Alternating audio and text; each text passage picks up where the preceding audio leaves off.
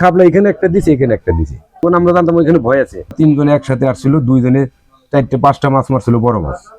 কি মাছ? বল মাছ। আচ্ছা। 2.5 KG 3 KG 4 KG সাইজের মাছ মারছিল। 2 থেকে 3 দিন, 2.5 দিন পরে মানে মারা গেছে। কিছু কিছু ঘটনা ঘটে, এটা বিশ্বাস করি, কারণ আমি নিজেই তার ভুক্তভোগী। আমি আগে এমন কোনো দিন নাই, ঝড় আর বৃষ্টি নাই, মাছ মারতে না গেলে আমার ভালো লাগতো না। বল মাছ ফানার খুব নেশা ছিল আমার। কাম কাজ ফেলাই দিয়ে চলে যেতাম মাছ মারতে। এটা আমাদের এখানে কালোর মোড়, এই বাহাদুরপুর কালোর মোড়। এখানে ছোট্ট একটা তাল গাছ আছে, তাল গাছটা বড় হয়ে গেছে। আর একটা জাম গাছ ছিল, জাম গাছটা এখনো আছে। আমি এখানে বসে পাইতেছি, কয়টা বাজে? রাত 11টার মতো বাজে। হালকা বাতাস ঘুরে ঘুরে বৃষ্টি পড়তেছে, আমি বসি গুছিয়ে দিচ্ছি। আমার 5টা বসি ফেলানো, অলরেডি 3টা বসি গুছানো হয়ে গেছে। মানে আমার ভিতর থেকেই কেমন যেন এটা মানে ভয় ভয় লাগতেছে। আমি ওরকম ভয় পাই না সহজেই। আমি বসি একবারে 3টে ধরে মাছও পেয়েছি। আমি ছোট ছোট বল, তখন তো ছোট বল ছিল, 1-1.5 কেজি, 300 গ্রাম 400 গ্রাম 12-13টা মাছ পেয়েছি। আমি বসি 3টে একসাথে গুছাই দিচ্ছি, এইভাবে গুছাইতে টানা বসি। খালি আমার কানে একটা আওয়াজ আসলো, সরিস, মানে এরকম একটা আওয়াজ আমার কানের কাছে আসলো। আমি যদি তখন হারিকেনটা নিয়ে সরে যাই, তাহলে আমি ভয়টা পাই না। আমি মনে করলাম যে সরিস করলে কি, মানে ভিতরে একটা আতঙ্ক ভয়।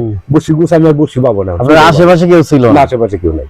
আমি বসছি 3টে একসাথে ধরে গুছানো, মনে করে প্রায় কমপ্লিট, ব্যাগে ভরবো। এমন সময় মনে করো আমার মাথার উপরে তাল গাছ থেকে হঠাৎ করে একটা আলোর মতো বাড়ায়, আলো রেখা বাড়ায় চলে আসলে তুফানের স্বরের দিকে। ও যে তখন মনে করো আমি ভয় পেলাম, তারপরে থেকে বসি ভয় বন্ধু।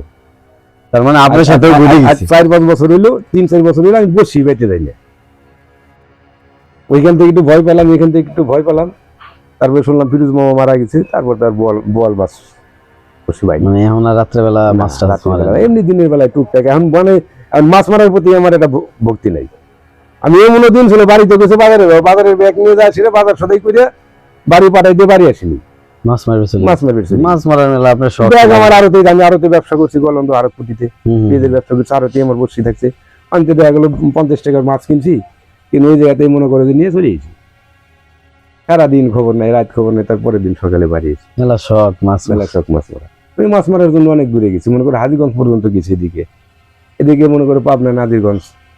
জিন বিষয়ে যারা বিশ্বাস করে না, তো জিন বিষয়টা হলো কি, যে আমরা জিন যে এক সময় এই পৃথিবীতে ছিল, সেটা হাদিস কোরআনে অবশ্যই হাদিস কোরআনে আছে। এখন আমরা শুনেছি যে হাদিস কোরআন থেকে জিন বিলুপ্ত হয়ে গেছে।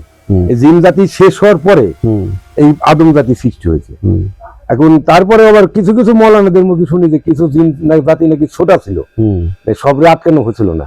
তাদের মধ্যে থেকে হয়তো জিন পরি থাকতে পারে, ভূত থাকতে পারে, এটা আমি বিশ্বাস করি। কারণ বিশ্বাস না করলে তো ঈমান থাকবে না। বিশ্বাস করি আমি। তারপরে আমার এক মামা আছে, লিটন ফকির, ওনার নাম হলো ফকির মোহাম্মদ লিটন চিস্তি। উনি ফরিদপুরের ওই পাশে এক বাড়িতে এই জিন ছাড়ানোর জন্য, একটা রোগীর বাড়ি নিয়ে ছিল জিন ছাড়ানোর জন্য। আমি ওনার সাথে সেদিন গিয়েছিলাম, এই মোটামুটি 7-8 মাস। মানে উনি দেশে গিয়ে ফকির আর গিয়েছে রোগীর বাড়ি। আচ্ছা, সে ওইখান থেকে মনে করো যে ওই রোগীটার জিনে ধরা রোগী ছিল, ওই জিন ছাড়াই নিয়ে আসছিল। মোটামুটি সুস্থ, আমরা যা দিয়ে অক্সিজেন দিয়ে রাখছি, বেকায়দ অবস্থা। হাসপাতাল থেকে, ফরিদপুর হাসপাতাল থেকে ফেরত দিছে, অক্সিজেন দিয়ে রাখছে। এই লিটন ফকির, আমার আরেক কাকা আছে, সেও ফকির, আনোয়ার ফকির, দুইজনে মিলাম ওইখানে যা সেটা বৈঠক দিয়ে সেই মেয়েটারে মনে করে যে অক্সিজেন খুলে